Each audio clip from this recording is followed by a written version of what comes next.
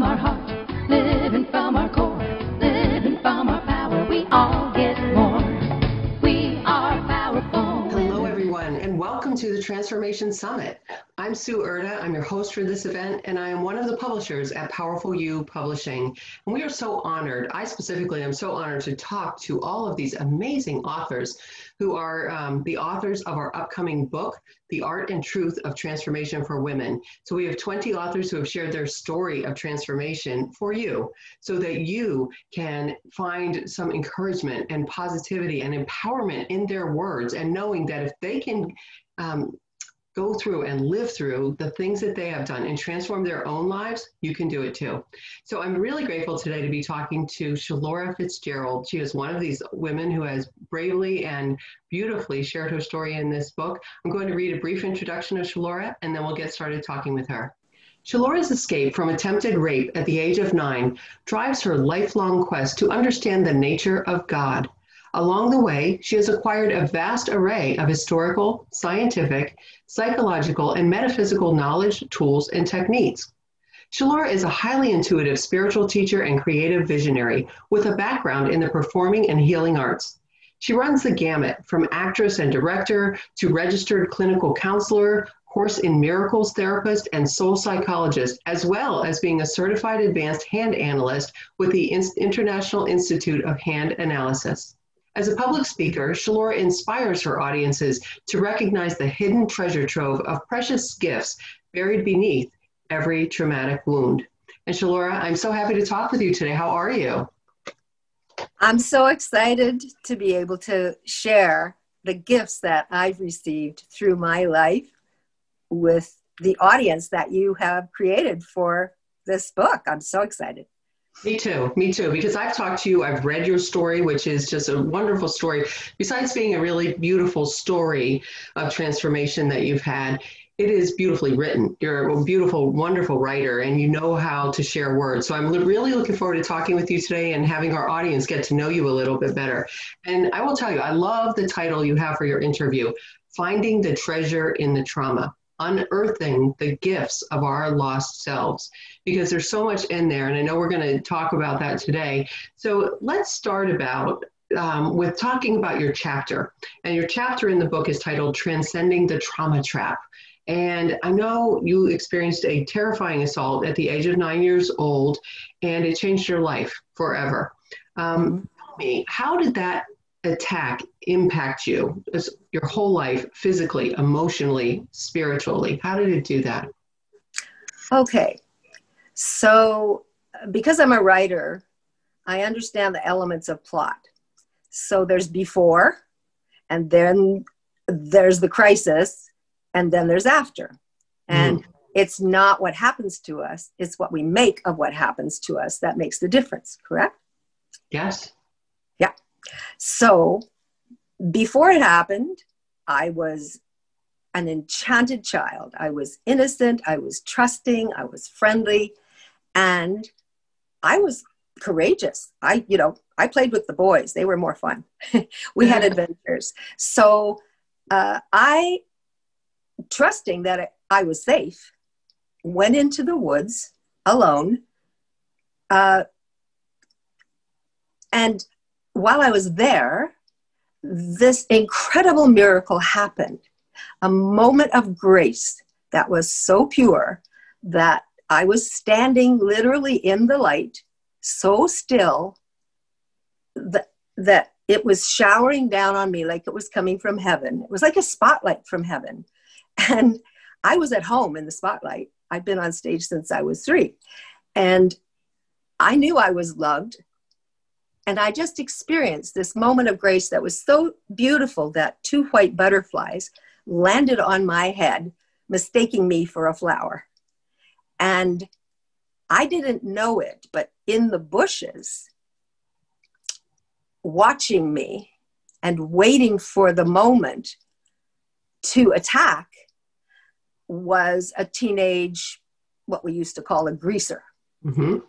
And so in an instant, he came out from behind the bushes, and the shock of even his being there just went through my body and brought me back into my body. So it was a physical shock, okay? And it just, like, I had never felt fear. I didn't know what it was.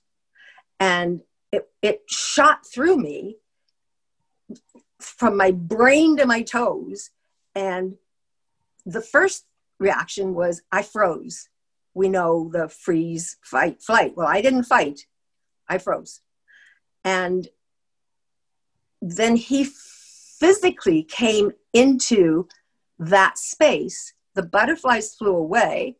And the next thing I knew, I was flat on my back, looking up at someone who said they were going to fuck me. And from my innocence, I said, what's fuck? And in that moment, it's like the source of that light made everything slow down, and I had clear vision, otherwise known as clairvoyance. And it's like people say when you think you're going to die, how everything slows down, and it's like a slow motion movie, and you can see every detail. That movie is recorded in my mind, complete with the moment before it happened. So anytime I want, I can go back to the light, which was my salvation. It's the source of the miracle that saved me. And my life since then has been a series of miracles. So here is it, but it showed up like a transparent movie in front of his face. And instead of seeing this terrifying monster, and my body thought he wanted to kill me because I didn't know what fuck was. I just knew that when he ground that cigarette out in the ground, he was looking at me and saying, I could crush you. You could be extinguished just like that. Your light out, okay? And I was shaking inside, but then I stopped and everything was very quiet and very still. And I was focused. And it was like I was in the hands of God. Beautiful. Beautiful. Now, you talk about this like it's a miracle. I mean, you said this was a miracle that occurred. It was. Let's talk about that, because I know you mentioned it in the chapter in the book too. Tell me, what do you perceive a miracle to be? And then we'll talk more about the miracle you talk about in the book that you call a necklace of miracles. Exactly. The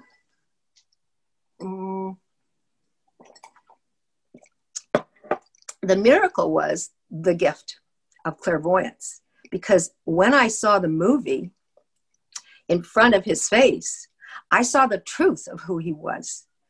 It was like I somehow knew his soul, knew his pain, knew why he was doing it, and I knew what to do and what to say to save myself.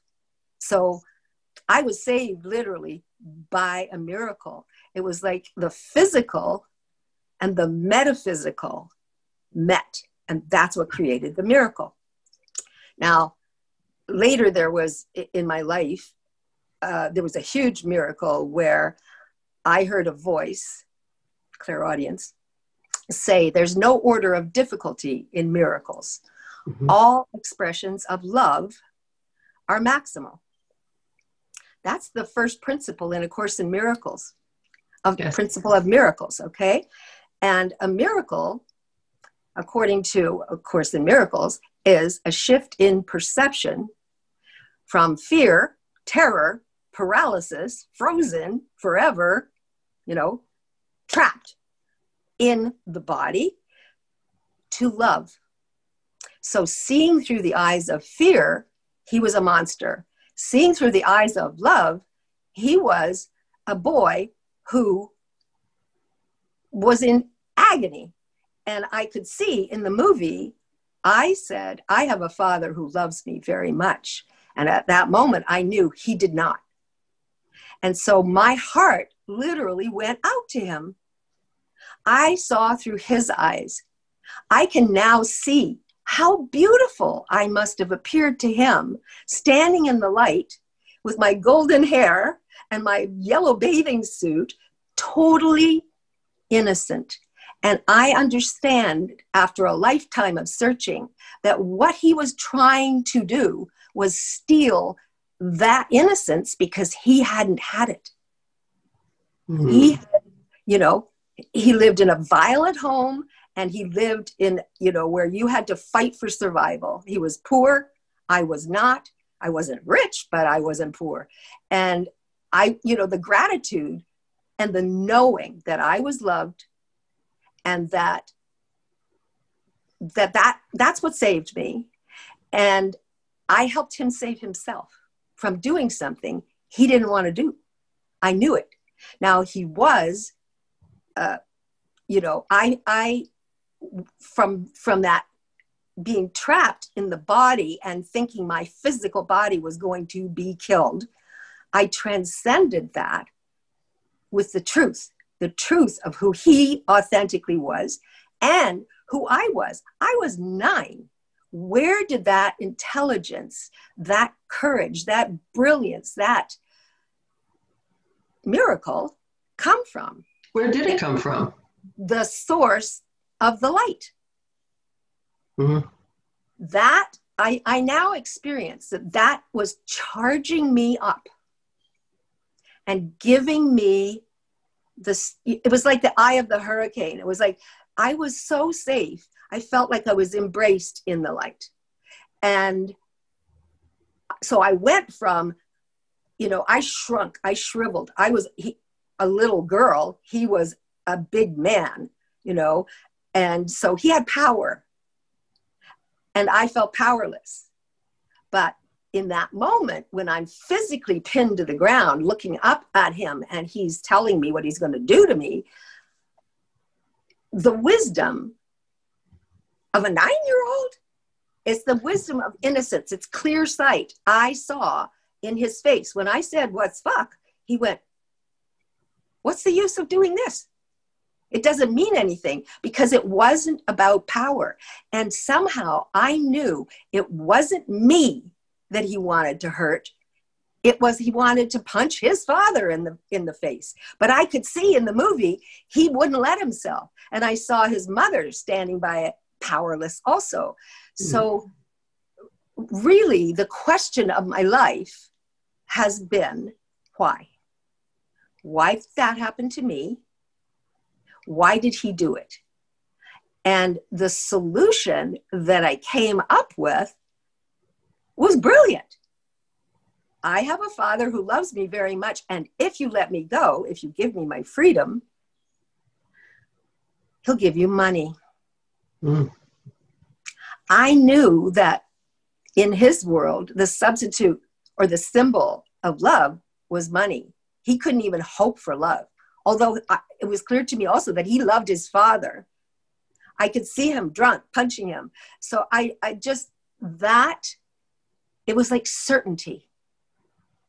And when his answer told me that I was right, because he said, "How much?" It wasn't a question of whether he was going to let me go. It was just how much money was he going to get for doing it. Yeah. And that was the best he could do. So that was the miracle that saved me. And I don't think it was an accident, because that moment of grace is my safe haven. And I can always go back there and get charged up again. And that's what's given me the faith throughout my life. And it has led me on a crazy ass life. I have had miracle after miracle, but this is what I see my life as. And this is what I talk about as the necklace of miracles. It's a pearl necklace. Okay. I was blessed to grow up in a very, a household full of books and artists and dancers and greatness.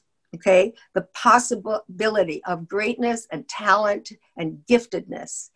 And, when I was 6, my father and I was taken to what was the Sadler's Wells Ballet, the Royal Ballet, and to see Giselle. And in it, Giselle goes mad because her heart is broken, and she takes a pearl necklace and she flings it across the stage. And we are in, almost the front row seats, and I can see those pearls, and I can feel that, and I can hear the pearls bouncing across the stage.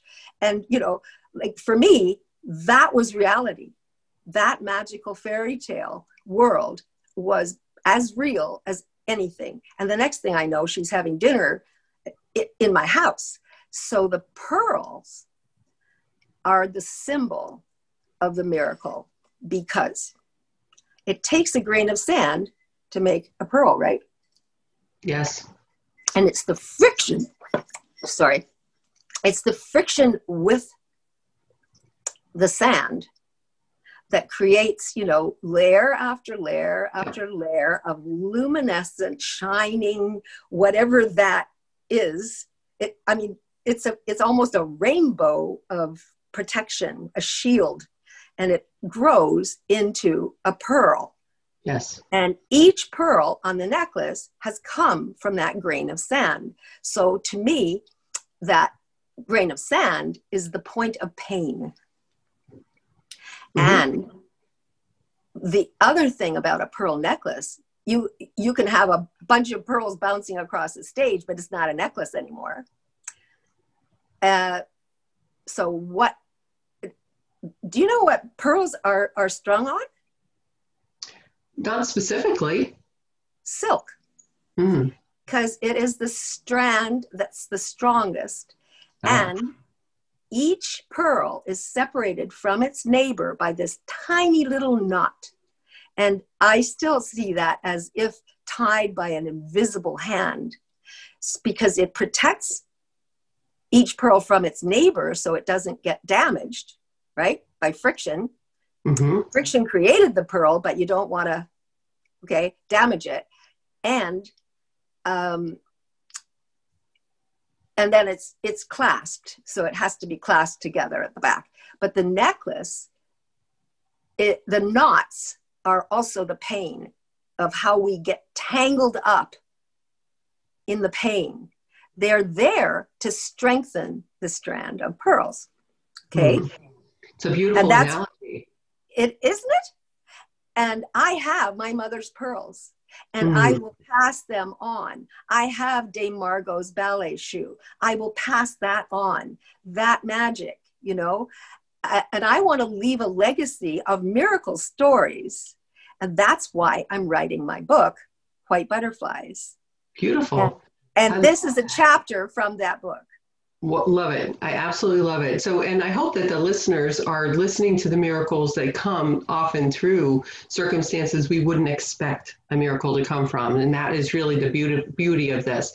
Shelora, I'd like to move into talking about some of the work that you do. I know that you help people with their own life lessons, and you help them to overcome obstacles that they're facing and tough things in their life so that they can live their life purpose. And how do you do that? How do you help people live what we'll call a soul-satisfying and meaningful life? Beautiful. What happens physically when you are shocked or attacked is you separate from your authentic self. The brain compartmentalizes the pain so it won't have to feel it. So it goes numb. But if you can't feel the pain or the fear, you can't feel anything. And without being able to feel, you can't heal. Okay? You need to experience that trauma and see it from another point of view. So the, parts of yourself get hurled outside you. I cannot accept this, so I'm going to project it onto you. So you become the other, the evil one, the monster, the enemy, right? And then you're in a world where you have to control everything because everything's dangerous, and that's post-traumatic stress disorder, and all these layers of mental, emotional, physical disabilities that paralyze us and keep us stuck back there, victims of what happened to us in the past. So what I do is all my techniques and tools are, things like voice dialogue, where I will put the person who seems to have been your enemy. It could be a parent, it could be a boss, it could be your brother or sister, whatever, a teacher, someone who criticized you, judged you, made you feel less, and made you feel that you had to perform, create a false identity, adapt in order to belong and be safe. It's from unconditional love to, conditional love. What separated you from yourself? So all my work is aimed at integrating it, getting to the place where people stopped and breaking through that and, clasping together their miracle. And the miracle is in your hands. The plan is in your hands. It's like a treasure map. So I am skilled at reading that treasure map. And the most important gift is not your life purpose. It's your life lesson, what you came to learn. And people ask, why did this happen to me? And everybody has had something. It doesn't matter. It may not be as dramatic as what happened to me. It could be a divorce. It could be, you were left out of the will, whatever it was. Mm-hmm. There's always something, right? Absolutely. And we learn that we have to change who we are, and it's not safe to speak our truth. And when you can have the conversation with whoever it is you blame or whatever it is you've projected outside of yourself, and sit in their seat and see through their eyes, that's when the miracle happens. It's like all of a sudden, oh, that's why. I have a client right now whose father told her she was an ugly piece of S and left and never saw her again. And she was 4. And the day after that, she was playing with a neighbor's child and a knife stabbed through her hand. And she was in the hospital in a coma for 3 days. That's severe trauma. Oh, yeah. She's 44 now. And she still wants to have that conversation with her father, who has disappeared from the face of the earth. His family can't find him. Nobody can find him. He went off to marry another woman and disappeared. So in her heart, I promised her, she phoned me at 11 o'clock last night.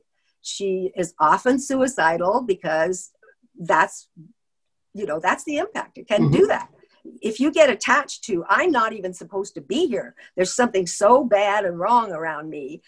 I'm so ashamed of being me that I'm unacceptable, even to God. I'm a mistake. And so you help people actually get to that place where they can have that conversation with the person that they need to have it, get it out, understand it, and then you help them move forward. And that's grappling with your life lesson, which is identified in your fingerprints. Okay. That's a miracle. Beautiful. I love it. It is absolutely a miracle. So Shelora, let's talk about this hand analysis that you do, which is so beautiful. I know you have a gift for our listeners. I would love for them to know what that is, and hopefully they'll reach out to you. So let them know how they can reach out to you and get that.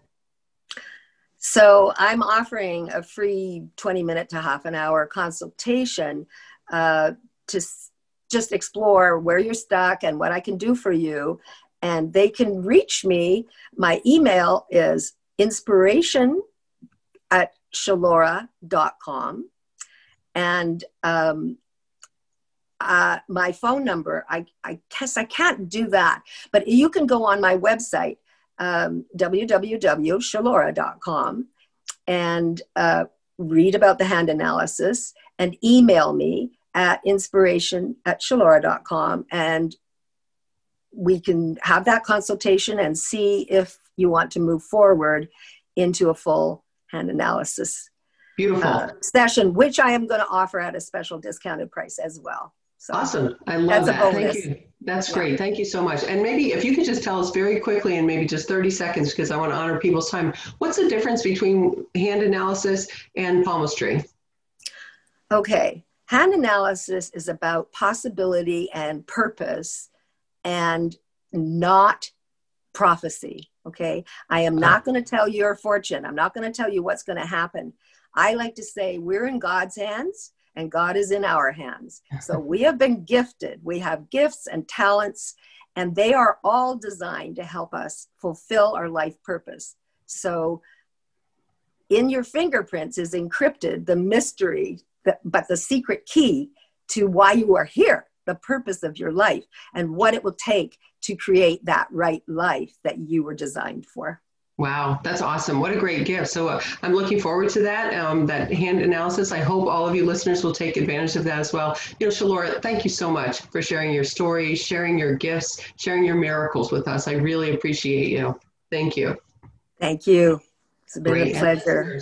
Me too. Me too. And listeners, thank you so much for being here. Thank you for listening in, because I know that if you're listening, you are in the midst of your own transformation, as we all are, because life is an evolutionary process and we're constantly transforming. If we're paying attention, we allow ourselves to do this. And so thank you for that. I hope that you will take Shelora's advice, recognize the miracles that are showing up with you, no matter what is going on. And also be sure to buy this book, The Art and Truth of Transformation for Women, on launch day, which is October 20th. And you can go to our website, transformation-book.com. You'll be able to purchase the book. We'll direct you to Amazon to do that. You'll come back with your Amazon receipt number, plug it into our website, and you'll have access to 35 or more gifts from our partners and authors, and you will love all of those gifts too. So you get this wonderful book, all these wonderful gifts. Got to do it. October 20th, transformation-book.com. So everyone, thank you so much for being here. Have a beautiful day. Bye for now.